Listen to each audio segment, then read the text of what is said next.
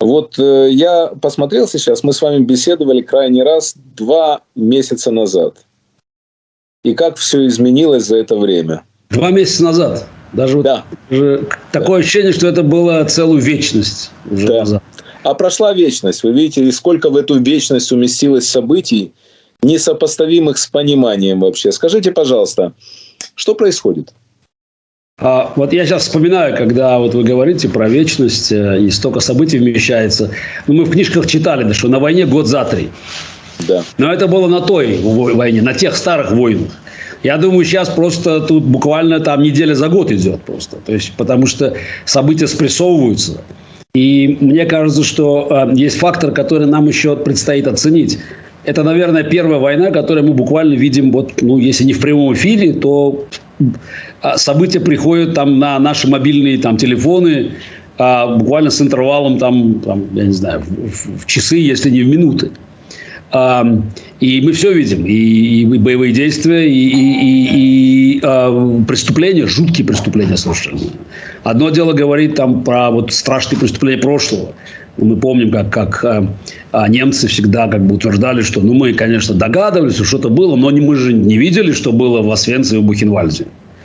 А вот сейчас мы имеем дело с совершенно невероятным феноменом такого отрицания того, что люди все знают уже. Уже это бессмысленно говорить о том, что это надо еще выяснить. Все. Ясно совершенно, что все разговоры о фейках там, российской власти преступной, они никого не убеждают. Мне кажется, они сами просто говорят уже по инерции. Вот. Но возвращаясь к вопросу о психологическом эффекте, о травме, я думаю, это очень серьезный вызов вообще всему человечеству, как говорили в СССР, прогрессивному человечеству. На самом деле людям, которые считали, что, знаете, вот 21 век, что все это осталось в прошлом, что вот там это зло, оно такое, даже где-то карикатурное, это там для «Властелина колец» или каких-то других фильмов, книг. Здесь там такого уже не может быть. Да, конечно, это случалось в Руанде, конечно, где-то сейчас происходит, но не в Европе же. И вдруг выясняется, на самом деле, что вся технология, весь прогресс технологический, он, на самом деле, в общем, оказал минимальное влияние на прогресс человека. Понятно, что где-то эти процессы идут параллельно, а где-то они оказались просто абсолютно идут в разных измерениях. То есть дать человеку iPhone, Android, научить его обращаться со современной техникой, раскрыть ему глаза на весь мир, когда он может знать все, что происходит в мире. На самом деле это никоим образом не останавливает преступления. Более того, иногда даже как-то способствует, потому что мы видим случаи, когда российские офицеры и солдаты просто гордятся буквально тем, что они делают, преступлениями, и делятся этими кадрами. Естественно, конечно, помогают правосудию в итоге, сами того не понимая. Но вот этот разговор обезьяна с гранатой, на самом деле, он буквально сейчас как-то вот в этой войне ужасной, он просто приобретает уже такое более конкретное очертание. И я не сомневаюсь, что украинская война, она является такой реперной точкой в истории. Это не просто война, которая, я не сомневаюсь, кончится победой Украины и восстановлением территориальной целостности. Это война, которая подводит, на самом деле, итог вообще какому-то периоду развития человечества. На самом деле, такое межвремение было между окончанием Холодной войны и между Украинской войной. И сейчас мы расплачиваемся за нежелание понимать, что вообще-то зло же никуда не уходит. Это тот самый парадокс, что человеческая природа, она меняется гораздо медленнее, а зачастую вообще не меняется с технологическим прогрессом. И сейчас, когда мы слышим разговоры, что все-таки как же такое могло быть? Знаете, в России все-таки русская культура. Дальше список аргументов традиционный приводится. Все это мы слышали 80 лет назад. Не может же Канта, Гегеля, Бетховена. Может. Ответ может, на самом деле. И это могло случиться не только в 30-е годы 20 века, а это происходит сейчас на наших глазах.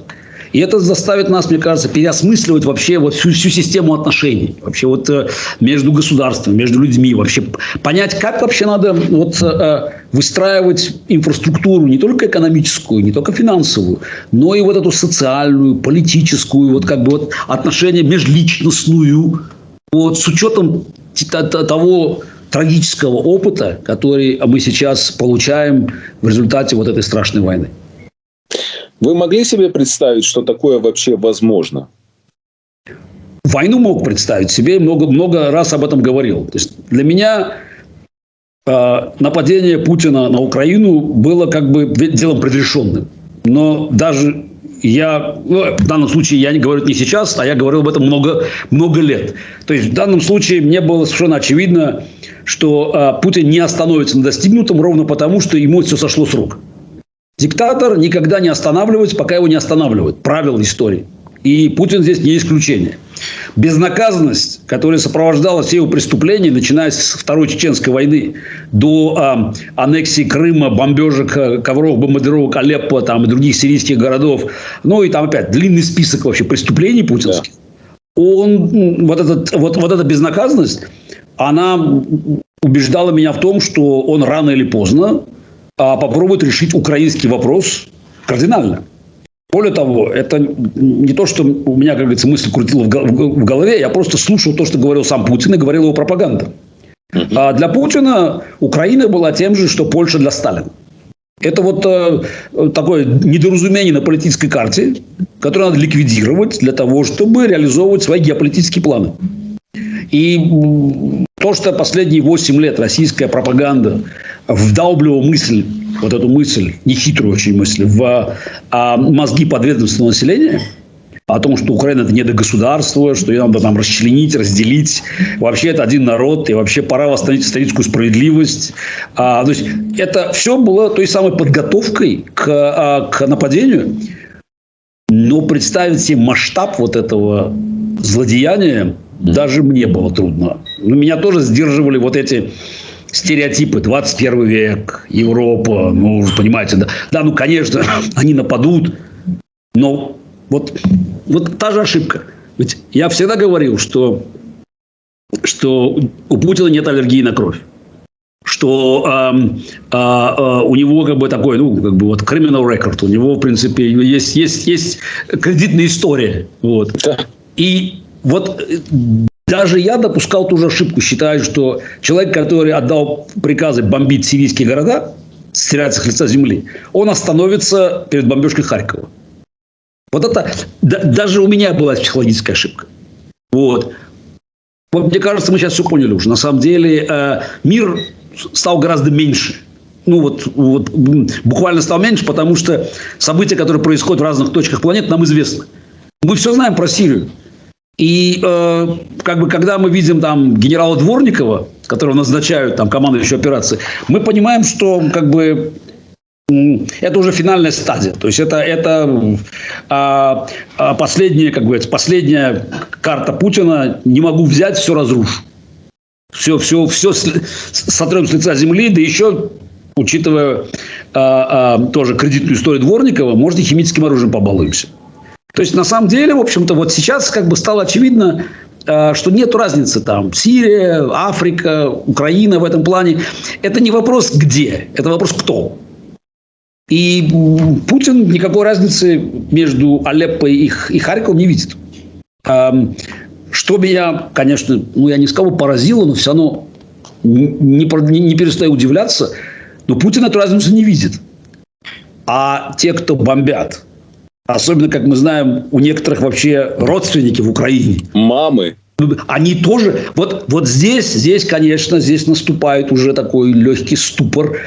Я пытаюсь призвать на помощь как бы исторический опыт, который из книг почерпнутый. И думаю, значит, в Германии, 12 лет был Гитлер у власти. Они до 1945 года сопротивлялись, хотя все было понятно, что как бы, война безнадежно проиграна. Здесь 22 года. Но все-таки... какие-то же должны быть ограничители. Вот как-то вот какие-то же должны были. Там, ведь у немцев была безумная, преступная, чудовищная идея как бы доминирования арийской расы. Но, по крайней мере, был план, который вот реализовывался совершенно зверски. А здесь даже плана нет никакого. Здесь вот просто одно разрушение. Вот они даже на вот уникальность преступного путинского режима в том, что в отличие от великих преступников прошлого, у него даже нету этой глобальной идеи. Мы же понимаем, у Гитлера была безумная глобальная идея. У Сталина была идея тоже, а у этого ничего нету. У этого просто одно разрушение, просто вот не могу взять, буду разрушать. И это на самом деле какой-то вот действительно не парадокс, а это что-то связанное с такой переплавкой разного рода как бы криминальных наклонностей. Вот, потому что, наверное, надо искать эти корни вот в путинском детстве, наверное. Вот это ленинградская подворотня, культ силы, такая полукриминальная среда, КГБ. Ну, тоже, в общем, криминальная организация. Дрезден, вот это вот тоже, там что-то, какие-то, видимо, там штази, тоже что-то накапливалось. Бандитский Петербург. И все это как бы сплавлено было абсолютной властью, которая там разрасталась. И пониманием того, что вообще-то мир-то устроен очень просто. Нельзя купить за деньги, можно купить за большие деньги. Купить можно кого угодно. Канцлера Германии, там, премьер-министра Франции. То есть, да. И вот это вот «хочу быть царицей морскою» вдруг начинает обретать конкретные очертания. И мы получаем вот фюрера, вождя, пахана, как угодно называйте это, во главе страны, которая тоже увлечена вот этим культом безнаказанности. Ведь человеческая жизнь в России вообще никогда не ценилась особенно. Но вот то, как расправлялись с инакомыслием в России, тоже было индикатором того, в какую сторону все идет. Я помню, что еще в 2005 году, когда только начинались наши марши несогласных, еще там какие-то милицейские генералы там обсуждали с нами, какой режим проведения митингов, там, согласование или разрешение. То есть, и как это все менялось. И уже в 2012 году, когда меня последний раз арестовали перед зданием суда, где читали вердикт для Pussy Riot, уже я понимал, что ОМОНовцы, которые задерживают и бьют, но это уже как бы часть из них уже перешла границу от людей к нелюдям. То есть это все происходило. Это было все в России, но мы понимаем, что рано или поздно этот дух безнаказанности, как бы власти над остальными, он перейдет и в другие страны. Тем паче, что пропаганда над этим работала. Поэтому сейчас, когда я все даже проговариваю в этой беседе, я понимаю, что что могло сдержать. 10 лет назад это было в России. Они считали, что они все могут делать. А теперь они делают все в Украине. И будут делать это в любой другой стране, куда им позволят дойти, ровно потому, что они не видят в этом никаких проблем. Более того, это даже не своя страна, а чужая. То есть, нас туда отправили, значит, будем делать то, что мы делаем лучше всего. Бить, насиловать, подавлять волю к сопротивлению. То есть, появилась такая общность людей, которые, в общем, уже и границу людей, не людей перешли.